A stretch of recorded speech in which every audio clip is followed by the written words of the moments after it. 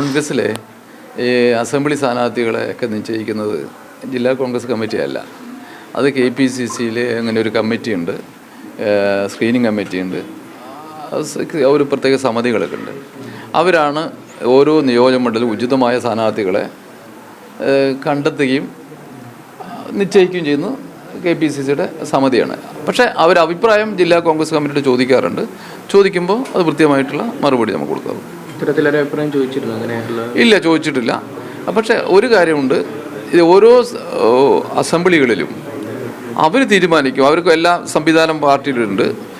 ആ പാർട്ടിയുടെ സംവിധാനം ഉപയോഗിച്ച് ആരൊക്കെയാണ് വിജയസാധ്യത എന്നും ആരൊക്കെ, പിന്നെ ഓരോ ആളുകളും ഈ പാർട്ടിയിലേക്ക് വരാൻ താല്പര്യം പ്രകടിപ്പിക്കുന്നതിൻ്റെ ലക്ഷ്യം എന്ന് പറയുന്നത് വിജയിക്കാൻ UDF സാധ്യതയുള്ളത് കൊണ്ടാണ് ഞങ്ങൾ വരുന്നു എന്ന് പറയാൻ കാരണം. അപ്പോൾ അതിനനുസരിച്ച് പാർട്ടി വ്യക്തമായിട്ടുള്ള തീരുമാനമെടുക്കും. അത് അംഗീകരിച്ച് ജില്ലാ കോൺഗ്രസ് കമ്മിറ്റി നൽകി അവരെ നിർത്തിയാലും ആ പാർട്ടി ജയിക്കാൻ സാധ്യതയുള്ളവരെ നിർത്തുക, അവരെ വിജയിപ്പിക്കുക എന്നുള്ളതാണ്. മലമ്പുഴ പറഞ്ഞ ഞങ്ങളുടെ ഒരു ടൂറിസ്റ്റ് മണ്ഡലമൊന്നുമല്ലല്ലോ. ഇപ്പോൾ സത്യത്തിൽ 2ാം സ്ഥാനത്താണ് നിൽക്കുന്നത്.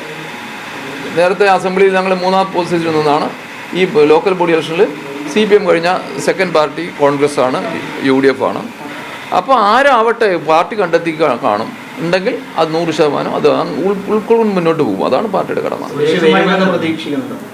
ആര് വന്നാലും ഞാൻ പറഞ്ഞല്ലോ, ഉചിതമായിട്ടുള്ള നല്ല ആളുകളെ കണ്ടെത്താൻ ആണ് സമിതി കോൺഗ്രസിൻ്റെ. അവർ തീരുമാനിക്കും ആരാ ഫിറ്റ്. അവർ തീരുമാനിച്ച് ഇന്ന ആളാണെങ്കിൽ ആരെ വന്നാലും ഈ പാർട്ടിക്ക് ആൾ വരുന്നത് സന്തോഷമുള്ളൂ. ആര് വന്നാലും വിരോധമില്ല. ഞാൻ എന്തായാലും സമീപിച്ചിട്ടില്ല. പാർട്ടിക്കാർ അവർ KPCCയുടെ നേതൃത്വത്തിൻ്റെ സമിതിയൊക്കെ ഉണ്ട്. അവർ കണ്ടെത്തി ഇന്ന ആളെ തീരുമാനിച്ചാൽ ഉറപ്പായിട്ട് അത് ചെയ്യും. സുരേഷ് വരികയാണെങ്കിൽ സ്വീകരിക്കും. ആരെ വന്നാലും ഈ പാർട്ടി സ്വീകരിക്കുന്ന പാർട്ടിയാണ് ഇന്ത്യൻ നാഷണൽ കോൺഗ്രസ്. ഈ പാർട്ടിക്ക് വരണമെങ്കിൽ ഈ പാർട്ടിയുടെ വിജയമൊക്കെ സാധ്യത കണ്ടിട്ടാണല്ലോ വരിക, അല്ലെങ്കിൽ ആരും വരാൻ തയ്യാറാവില്ലല്ലോ.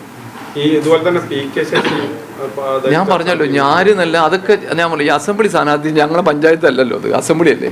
അതിന് സമിതിയുണ്ട്, അത് നേതാക്കന്മാരുണ്ട്. അവർ കണ്ടെത്തും. ആ കണ്ടെത്തിയാൽ അവർ നിശ്ചയിക്കും ഇന്നയാൾ ഇന്നവിടെ എന്നുള്ളത്. അവിടെ ഞങ്ങൾ അംഗീകരിക്കും. ചോദിക്കുമ്പോൾ പറയും. അല്ലല്ല, ഈ നേരം ചോദിച്ചിട്ടില്ല. ചോദിക്കുമ്പോൾ പറയും. അത്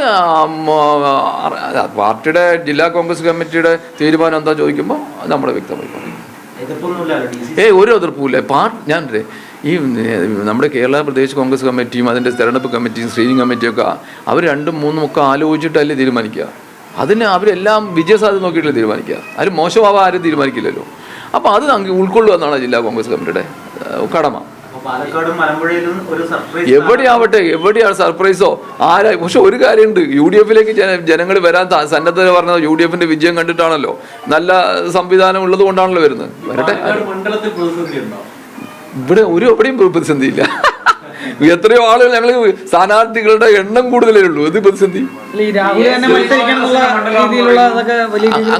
ഞാൻ പറട്ടെ, എന്താണെങ്കിലും പഞ്ചായത്ത് അസംബ്ലി സ്ഥാനാർത്ഥി നിശ്ചയിക്കുന്നതൊക്കെ കമ്മിറ്റി KPCC ആണ്. അത് ഞങ്ങൾക്ക് റോളില്ല എന്ന് പറഞ്ഞല്ലോ. ആ ചോദിക്കുമ്പോൾ പാർട്ടി ജില്ലാ കോൺഗ്രസ് കമ്മിറ്റിയുടെ ബാധ്യതയുണ്ടല്ലോ, ഞങ്ങളുടെ ചോദിക്കുക എന്നുള്ളത്, ഞങ്ങൾ അങ്ങോട്ട് പറയുക എന്നുള്ളത്. അത് നമ്മൾ നിർവഹിക്കും. സ്വാഭാവികമായും ഉണ്ടാകുന്നത് സുരേഷ് അഥവാ കോൺഗ്രസിലേക്ക് എത്തി മലമ്പുഴയിൽ മത്സരിക്കാൻ ഒരുങ്ങിയാൽ തന്നെ അവിടെയുള്ള നേതാക്കൾ, പ്രവർത്തകർ അവർക്ക് വലിയൊരു അതൃപ്തി ഉണ്ടാവാൻ സാധ്യതയില്ല. നമ്മളെ പാർട്ടി തീരുമാനിച്ച ഒരു അതൃപ്തി ഉണ്ടാവില്ല. അത് ഉൾക്കൊണ്ടു പോകും. അതാണ് പാർട്ടി പ്രവർത്തകന്റെ കടമ. അദ്ദേഹം കോൺഗ്രസിൽ ചേരില്ലെന്ന് പറയുന്നുണ്ട്, പക്ഷെ മത്സരിക്കാൻ സമ്മതമല്ല എന്ന് അറിയിച്ചിട്ടുമില്ല എന്നാണ് പറയുന്നത്. അതെനിക്കറിയില്ല.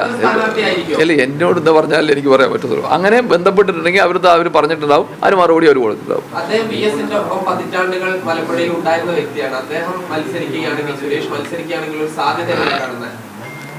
വരട്ടെ, നോക്കട്ടെ. അതാ വ്യക്തത വന്നിട്ട് ഞാൻ പറയാം. വ്യക്തത വന്നോട്ടെ, പറഞ്ഞോ.